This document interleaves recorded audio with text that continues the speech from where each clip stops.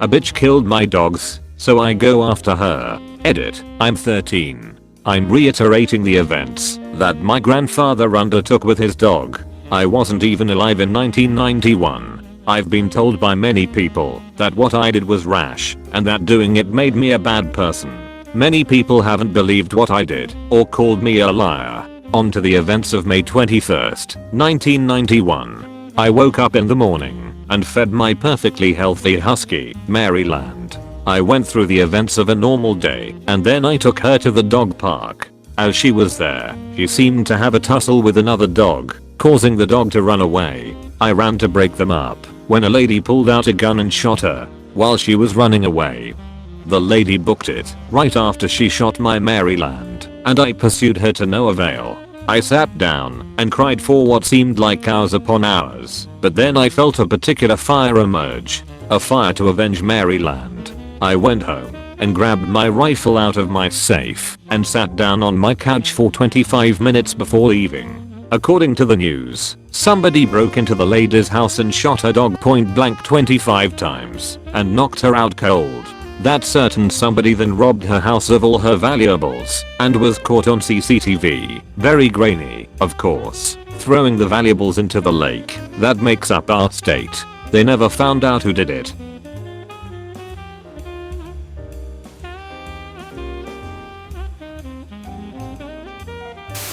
Wife cheated, so I tricked her into publicly admitting to having the affair and herpes. This story is about 12 years old. I told it to one of my co-workers yesterday and he said I should share it to Reddit. Today he again nudged me, so here we are having drinks before the 4-day weekend and my writing is complete. So first time here and hi y'all. Sorry if there are typos. I included a TLDR at the end. In college, I met the woman who I thought was my one.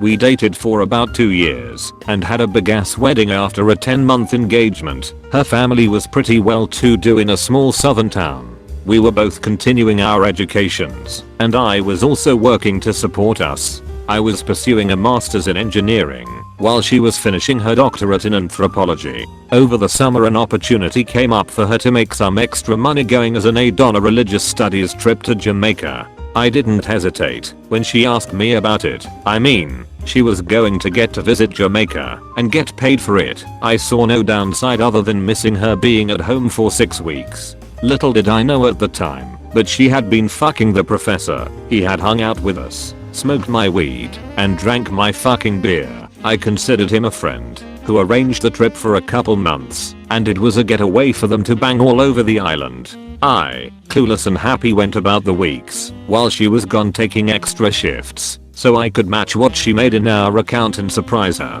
What a dipshit, right? One of the students from the trip actually seeked me out to clue me in. I didn't believe him until I started looking for evidence on my own. I broke down and checked her texts while she was sleeping and nothing was there. There were a few VMs, so I decided to listen, and there it was, a message from that giant asshole saying how exciting it was that I almost caught them. I opened up her laptop and hit the emails after that. It was piles and piles of shit, making fun of me for not knowing, fucking in our bed, and laughing about it. There was so much, and I was so heartbroken. Still too hurt to take any action. I was lost. I had no idea what to do, so I sat on it for a couple weeks and acted as normally as I could. I noticed everything now. I felt so stupid for not seeing it before. So many signs. One stuck out in particular.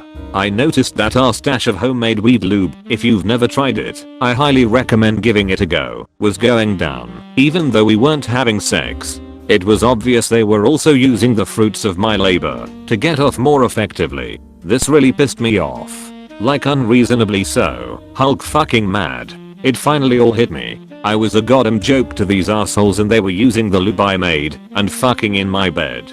I didn't hurt anymore. I just wanted to make them hurt.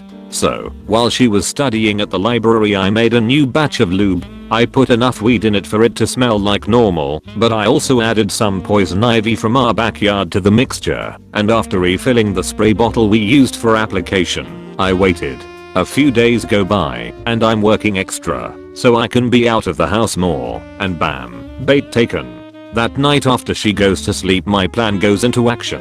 I sneak her phone away and delete my contact while replacing his phone number in his contact as mine. I go to bed but can't sleep because it feels like I'm 5 and tomorrow is Christmas. Dawn arrives and she's in the shower. I get a text. I'm super itchy, are you okay? Now Lord, now is my time. Look, I thought it had cleared up, but I guess I had a flare up.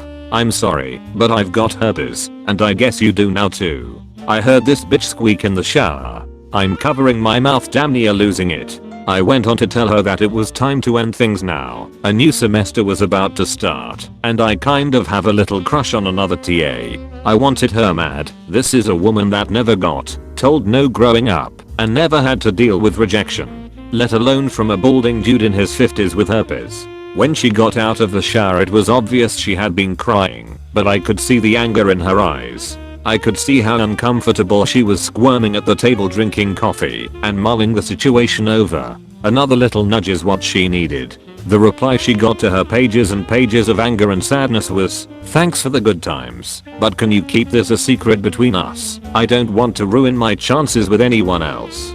She's flush with anger now, just seething. She gathered her keys and headed out the door without even saying goodbye. I knew where she was going. I booted up her laptop and set it to reformat, deleting her dissertation and any notes pertaining to it before following her to campus. I parked a few lots over and rush over to his office, where I find her screaming at him for giving her herpes. There's lots of people there. Professors, aides, students, other faculty. I'm dying. He is beyond embarrassed and confused as fuck. She is ugly, crying in front of her peers. I'm in heaven. I didn't even care that people were going to think I had herpes too. The fallout was apocalyptic in their department. He lost his job due to code of conduct at the university. We got divorced the following year. State law was we had to be separated for 1 full year before being granted a divorce. I got to keep most of the assets, primarily savings, and not a ton, but I worked for it. She never finished her doctorate and went on to be a perpetually pregnant housewife that sells Herbalife on Facebook, and he teaches high school now. It took a few years for it all to unfold, but watching it was glorious. TLDR, wife cheated, so I made her think she had herpes and engineered a social situation for her to out her affair publicly herself.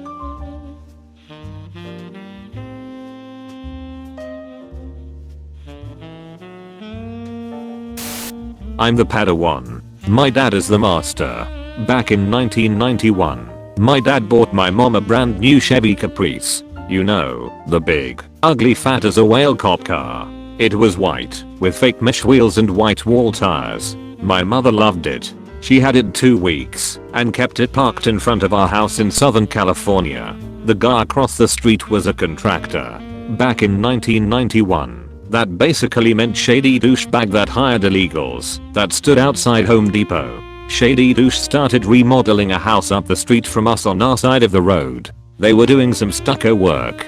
At the end of the day, his workers decided to just dump the leftover stucco in the gutter and try to hose it down the street. It got all over my mom's tires. She didn't notice, drove off, and it went all over the passenger side of her car. My dad wasn't happy, not one bit. He went across the street to talk to the contractor neighbor. My dad is a 6'3" Air Force Vietnam Purple Heart recipient. He has fired a weapon in anger. Neighbor was a 5'4" asshole with an attitude. Dad goes over and explained the situation, actually keeping his calm. He asks the guy to have the stucco removed from the car. The neighbor tells my dad to go fuck himself. I'm expecting my dad at this point to kill said neighbor. Instead, he says okay and walks back across the street. He has my mom's car detailed, and that's that. 7 years later, my dad and I are watching a Laker game, and it's about 10 at night and it's halftime. My dad says, "I will be right back."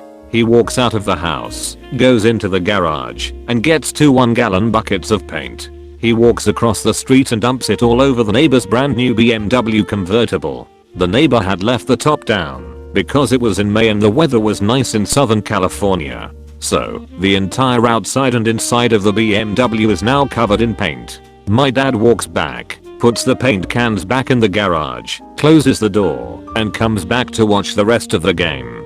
The next morning, the neighbor comes out and sees his car. We hear him saying out loud to his wife, "I don't understand who would have done this. I don't get this at all." He had forgotten all about the stucco. My dad just waited and waited. Fast forward to now. 7 years ago, an asshole down my road hit my dog and killed him, then drove off. I found his hubcap in the road next to my dog and confronted him. Oh, I thought it was a deer. I'm waiting for a really nice day. The paint is ready in my basement.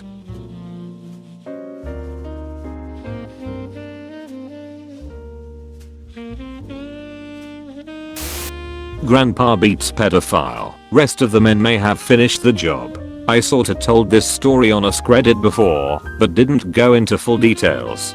So if it sounds familiar, that's why. This is a story my grandma once told me. Trigger warning. Backstory. My grandpa went to prison in his late teens, early 20s. He ended up spending 11 years in there. This was prison in the 30s and 40s, so to say it wasn't easy is putting it mildly. Anyway, he came out with a terrible temper and more prone to violence. GP, grandpa. GM, grandma. POS, child molester. Story. This all happened in the early 60s in the rural Midwest. GP and my grandma raised their kids the only way they knew how, picking vegetables as migrant farmers. In most of these little towns they lived in, the cops didn't really come around. The people in town just usually handled problems in their own way. In one of these towns there was a POS who had became known frequently raped his daughters and then would sell them to his friends in a town they lived in before. It was kind of an open secret, but no one had proof. So most of the parents, my grandparents included, just told their kids they couldn't go to that house. Apparently one day POS makes a comment to another man, how GP was sitting on a gold mine with all those pretty young daughters he had. The guy comes and tells GP what POS said, and GP puts out word for the guy to stop by that afternoon. POS comes over, and GP is talking to him, and says he should come over for supper that night, and asks what his favorite meal is. At this point in time POS doesn't know GP knows what he said. The guy tells him fried chicken and fried potatoes. GP says, well, I'll get my wife to make it, and you come back over in a few hours. After he leaves, GM, who is visibly shaking, says she doesn't wanna make this meal, and asks him what he's doing, and he says, honey, make it. Every man deserves a last meal. A few hours later, POS comes back, and GM has made a spread. She always was a great cook. At this point all their kids were at my GM's parents' house. POS makes himself a big plate and eggs in. He's making small talk with GP the whole time. After he finished off his second plate, GP asks him did he get his fill?